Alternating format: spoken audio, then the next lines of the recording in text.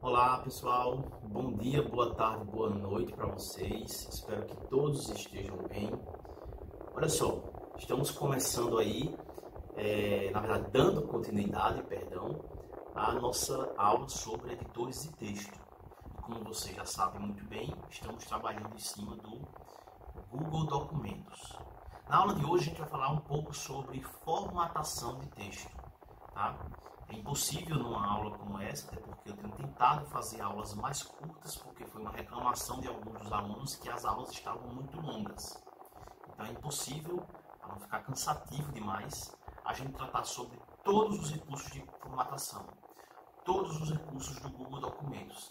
Na verdade, é até interessante que não se passe todos esses conteúdos, uma vez que vocês precisam, na prática, de trabalhar com esses conceitos e com outros que estão sendo apresentados em nossas videoaulas. Pois bem, na aula de hoje a gente vai falar sobre formatação, tá? E eu gostaria muito que você já estivesse assistindo essa aula utilizando o editor de texto aberto, tá? Para que você possa utilizar esses recursos, tá? Primeiramente, eu queria que você comparasse esses dois textos que estão em tela. Nós temos um texto à esquerda e um texto à direita. Ambos contêm já recursos de formatação. Vou dar alguns exemplos. Por exemplo, esse texto aqui, nós temos uma fonte, ou seja, um estilo de fonte, um tipo de fonte, melhor dizendo, certo? Não serifada. O que significa isso?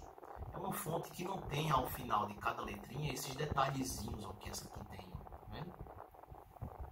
Essas pontazinhas.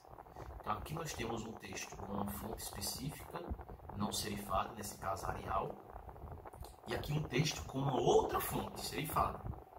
Mas veja bem, esse texto à direita, nós temos um espaçamento maior no parágrafo, embora esse aqui também tenha um espaçamento diferente das linhas do próprio parágrafo, mas quando muda um parágrafo para outro, nós já temos espaçamento, mas esse aqui está maior.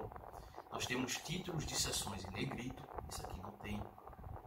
Ambos estão alinhados à esquerda e à direita, à esquerda e à direita. Beleza. Olha só. Eu compartilhei, como eu já disse em um outro vídeo, em uma outra videoaula, esse texto aqui, cru, porque a gente já está vendo que ele não está inteiramente cru, tá? Nós temos algum tipo de alinhamento, nós temos algum tipo de formatação. E eu queria que você trabalhasse com esse texto enquanto você está assistindo essa videoaula. Você pode baixar ou no link do próprio slide, tá? Ou apontando a tela do seu celular para esse QR Code e acessando a este documento, tá bom? Então olha só, eu vou compartilhar aí com vocês, vou mostrar aí na tela, um editor de texto que não tem recursos de formatação. É o editor de texto aqui do Linux. Você tem um programa semelhante no Windows, que é o bloco de notas. Então veja só, se eu quiser escrever aqui um texto qualquer, o descobrimento do Brasil, tá? Eu quero colocar aqui esse texto aqui, ó, ponto, as motivações para as grandes navegações.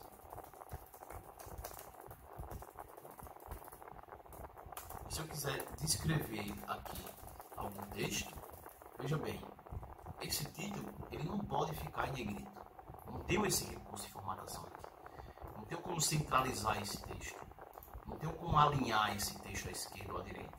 Então, olha só, um editor de texto, como o Word, como o Writer, como o próprio da WPS e o Google Documentos, são editores que permitem que a gente formate o nosso texto para que eles fiquem visualmente mais interessantes, tá? Todo editor de texto, em geral, claro, só se não for um editor como esse que eu mostrei, que é basicamente um editor de texto para a gente inserir texto sem formatação, como o bloco de notas ou o text editor do Linux, tá? Todo editor de texto contém uma barra de ferramentas, como eu estou mostrando aqui, que possui elementos de formatação. Essa barra de ferramentas é chamada também de barra de formatação. Então, olha só, eu vou começar com elementos de formatação focados na fonte do texto. E é por isso que eu destaquei aqui esses elementos. Veja bem, nós temos aqui, nesse primeiro elemento, uma opção para você mudar o tipo da fonte. Aqui nós temos uma opção para você diminuir ou aumentar o tamanho da fonte. E aqui nós temos o negrito, onde deixa o texto mais escuro, o itálico, deixa o texto tortinho, ideal para textos em inglês, textos em outras línguas, né? Sublinhado, aqui mudar a cor do texto e aqui destacar, como você usa um marcador de texto em livro, você pode utilizar esse recurso como se fosse para marcar um texto. Então vamos lá. Primeiro, escolha do tipo de fonte. Quando você clica naquela opção, nesta opção aqui, vai aparecer as fontes utilizadas de forma recente com outras fontes. É interessante que aqui no próprio Google Documentos, você pode clicar aqui em mais fontes, caso você não tenha encontrado a fonte que você quer utilizar, e ele vai procurar essa fonte da internet, tá? Então olha só, quando você pode inclusive instalar fontes do seu computador no próprio Google Documentos, tá? Não é um assunto para a aula de hoje, mas é interessante que você saiba disso. Para mudar a fonte de qualquer parte do texto, eu posso selecionar aquela porção que eu desejo mudar a fonte e escolher a fonte adequada. Caso você não selecione nenhuma porção do texto, tudo que for ser digitado após o cursor de onde você mudou, vai passar a ser digitado na fonte que você definiu. Tá? Então, se eu mudei essa porção para essa fonte aqui, o Rienil, vai ficar dessa forma, e veja que os outros textos ainda estão em Arial. Tá? Olha só agora, se eu clicar em Times New Roman, vai ficar essa porção em Times New Roman e as outras ainda em Arial. Tá? Então olha só, eu posso diminuir ou aumentar uma seleção de texto. Claro, se eu não tiver selecionado nada, repete o mesmo raciocínio. Tudo o que for digitado após o cursor de onde eu mudei o tamanho da fonte vai ser digitado no novo tamanho. Tá? Eu posso colocar uma porção em negrito, posso colocar uma porção em itálico, como vocês estão vendo aí, posso definir uma porção do texto como sublinhado e por fim eu posso também grifar, marcar um texto com essa opção aqui de marcador. Eu acabei passando batido, não escolhi, não defini, não apresentei aqui a escolha de mudar a cor da fonte. Isso também é possível utilizando esse recurso aqui. Todo novo documento do Google Documents, quando criado, ele já é criado para que esteja alinhado só à esquerda, ou seja, só alinhado com esta margem. Por quê, Bruno?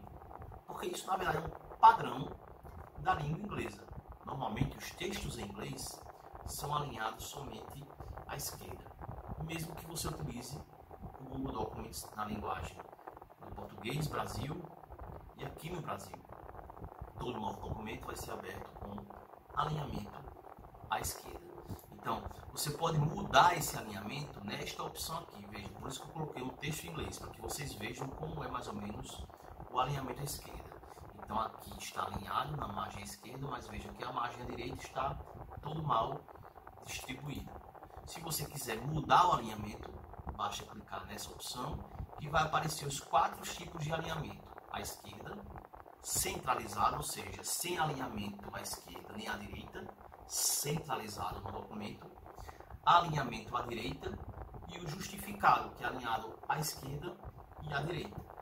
Então, o alinhamento centralizado ao centro é aquele que é utilizado comumente em poesias, em títulos de livros, títulos de capítulos, legendas, figuras. Você pode alinhar uma figura, uma tabela, tá? Então esse é o alinhamento centralizado.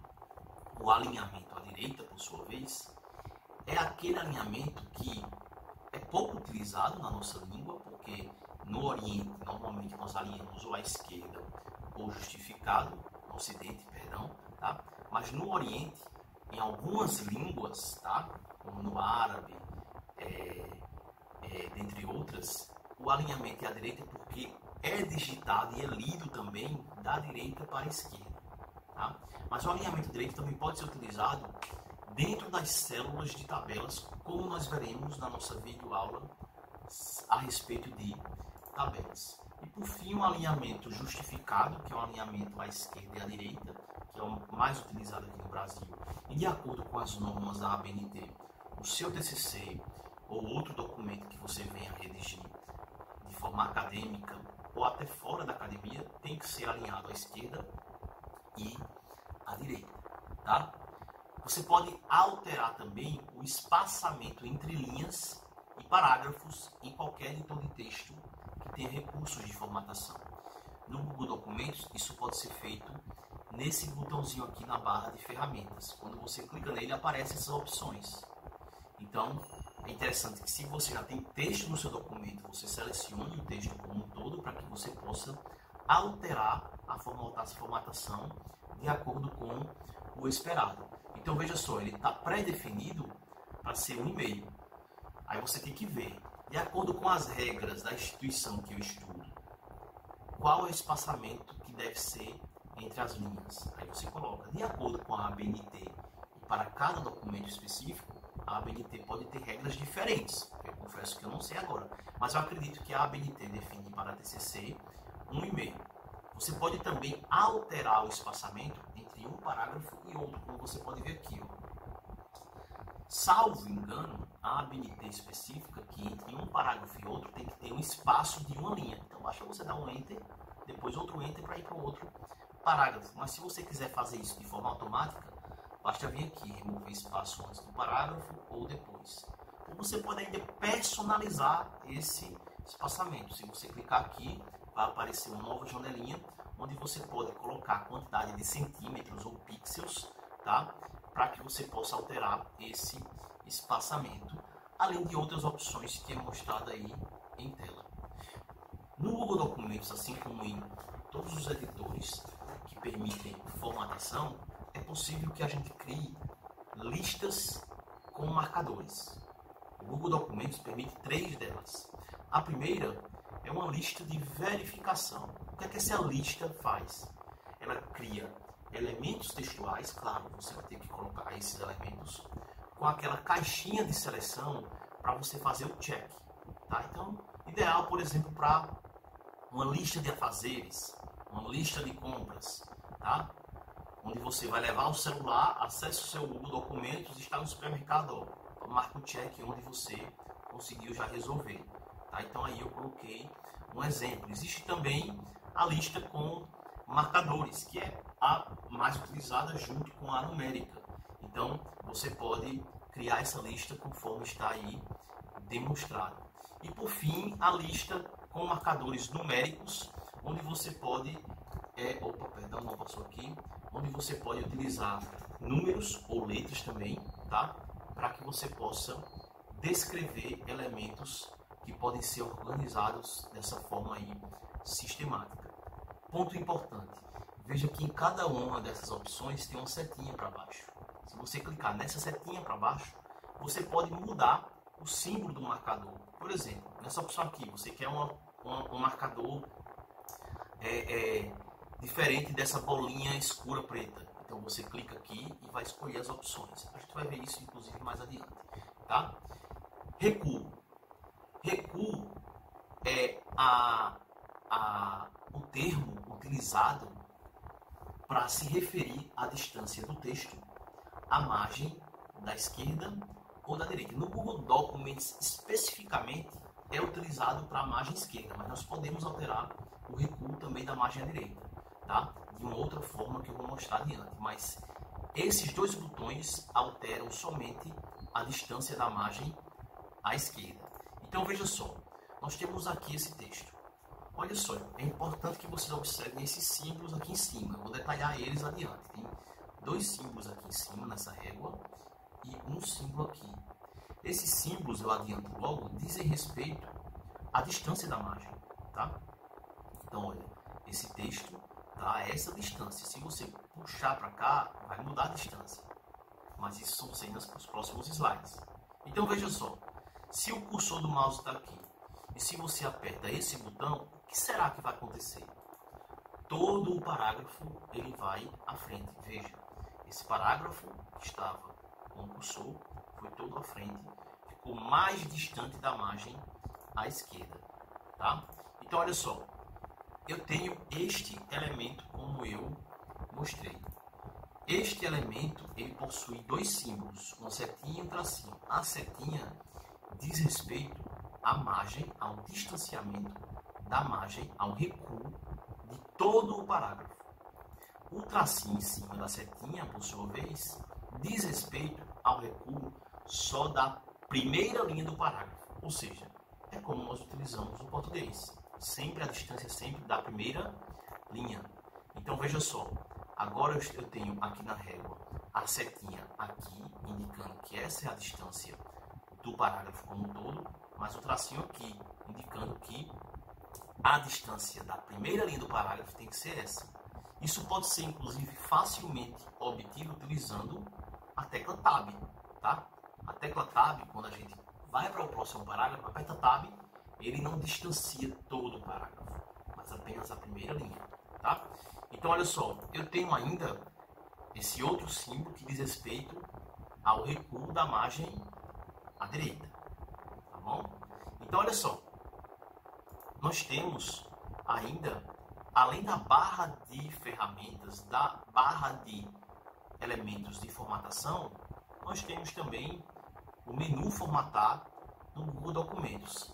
Esse menu também existe nos outros editores de texto que permitem formatação. Então, além dos atalhos da barra de ferramentas, nós temos aqueles elementos que são atalhos originalmente aí no nosso menu formatar. Antes que a gente possa detalhar essas funcionalidades, eu queria dizer a vocês que as funcionalidades relacionadas a estilos de parágrafo e aquelas de inserção de tabela, de imagem, número de páginas, sumário, orientação de página, tudo isso vai ser tratado em outro momento. Então, primeiro, formatar texto. Veja bem, nós temos aqui alguns dos elementos que nós já vimos, algumas das funcionalidades que nós já vimos. Nós não vimos ainda taxar. O que é taxar? Taxar é passar uma linha em cima, tá, do nosso texto, da nossa palavra, da nossa letra. Então, quando você usa essa opção, ele fica como demonstrado aqui. Então, veja, eu coloquei aqui um exemplo de uma lei. Por quê? Porque é comum se usar essa funcionalidade em leis. Por que isso é interessante em leis? Eu não tenho saber jurídico, mas é interessante que fique registrado, sempre que uma lei for revogada, o seu novo entendimento, né? Então, no novo entendimento, por exemplo, do artigo 9 dessa lei, aqui é a Lei 8.112, então, o artigo 9º, em seu segundo parágrafo, ele foi corrigido pela redação 9.527, de 10 de dezembro de 97. Ou seja, a nomeação far-se-á em comissão, inclusive na condição de interino para cargos de confiança vagos. Mas antes dessa nova redação, era como? Em comissão para cargos de confiança de livre exoneração. É importante que fique registrado para o cidadão, para o jurista, como essa lei amadureceu, como essa lei era antes, né? É por isso, nessas ocasiões, que se usa taxado. Sobrescrito e subscrito. Nós temos aí vários exemplos, eu coloquei só alguns. Sobrescrito, sobre. Primeiro, aqui o Ozinho, está sobrescrito. Senhora, o Azinho, está sobrescrito. X elevado a 4, o 4 está sobrescrito. Subscrito, que é menos utilizado do que o sobrescrito. Fórmulas de química, H2O, o 2 está subscrito, tá? E nós temos também ainda a opção de tamanho, onde eu posso aumentar e diminuir a fonte, que de fato, lá no nosso atalho da barra de ferramentas, já foi demonstrado, tá? Nós podemos ainda alterar o uso de maiúsculos e minúsculos. Como? Eu tenho um texto que está com as fontes alternadas, com maiúsculo e minúsculo alternados, da forma correta que deve ser, como esse texto aqui, ó, Oceano Índico, o O e o I maiúsculo, ponto, no N maiúsculo. Se eu quero transformar todo o texto em maiúsculo, eu clico aqui, letras maiúsculas. Se eu quero transformar todo o texto em letras minúsculas, eu clico aqui. E se eu quero que todas as palavras sejam alternadas? Não é muito interessante, mas eu posso clicar aqui, tá? Então, é conforme está sendo demonstrado aí nos slides, tá? Eu posso ainda usar o menu formatar para acessar os recursos relacionados a alinhamento à direita ou à esquerda, centralizado, dentre as outras opções como justificar.